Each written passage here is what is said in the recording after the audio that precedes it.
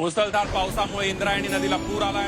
वारकऱ्यांनी आळंदीमध्ये जाऊ नका, पुण्यामध्ये थांबा। देहू शहरात प्रवेश करणं सध्या सुरक्षित नाहीये। वादळे जाई छेडुनी तुफाने येई घेरुनी